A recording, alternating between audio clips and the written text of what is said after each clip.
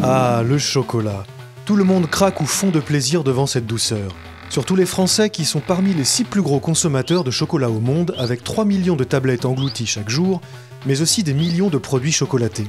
Et puis si l'on se fie à la presse, le chocolat est bourré de vertus, anti-stress, anti-vieillissement, anti-déprime et même anti-cheveux blancs. Mais qu'en est-il réellement?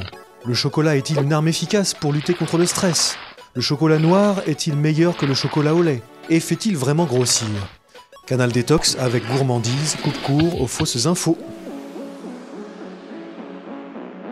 On entend souvent dire que le chocolat noir ne fait pas grossir, surtout lorsqu'il contient plus de 70% de cacao. Alors, il faut dire que le chocolat noir contient autant, sinon plus de kilocalories que le chocolat blanc et le chocolat au lait. Globalement, c'est 570 kilocalories pour le premier et 550 kilocalories pour les seconds pour 100 grammes de chocolat. Le chocolat a une forte densité calorique parce qu'il est constitué en majeure partie, plus de 80%, de sucre et de gras. Plus de gras pour le chocolat noir et plus de sucre pour le chocolat au lait et le chocolat blanc. On se rend compte qu'une tablette de chocolat apporte déjà un quart des apports nutritionnels recommandés. C'est excessif. Le chocolat noir contient plus de gras, mais le beurre de cacao, c'est du bon gras quand même.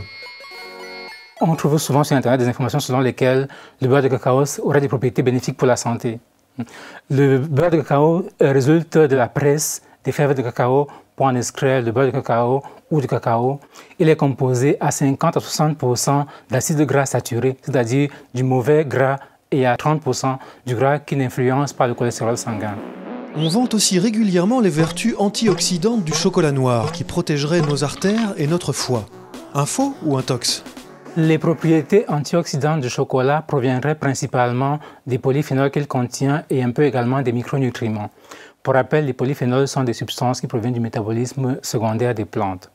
On la retrouve donc dans tous les aliments d'origine végétale. Les polyphénols du chocolat proviennent principalement de la fève de cacao.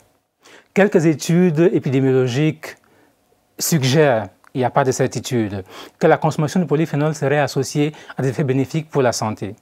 Ces études ont été faites avec des apports en polyphénol qui vont de 500 à 1500 mg par jour. Pour avoir de tels apports en polyphénol en provenance du chocolat, il faudrait consommer 30 tablettes de 100 g de chocolat noir. Et ces effets aphrodisiaques, antidépresseurs, anti-stress et même anti-cheveux blancs, ce n'est pas vrai tout ça?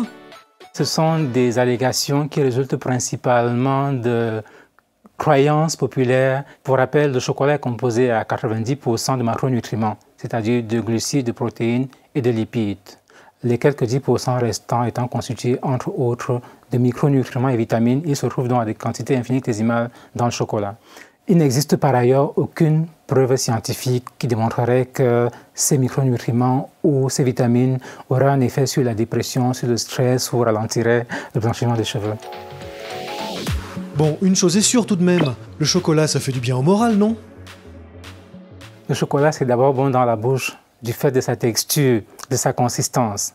Des études également démontrent que le sucre qui est contenu en grande quantité dans le chocolat stimule le centre du plaisir dans le cerveau. Et la privation de ce plaisir entraîne le désir d'aller consommer à nouveau du chocolat. Le désir provoque la consommation provoque le plaisir.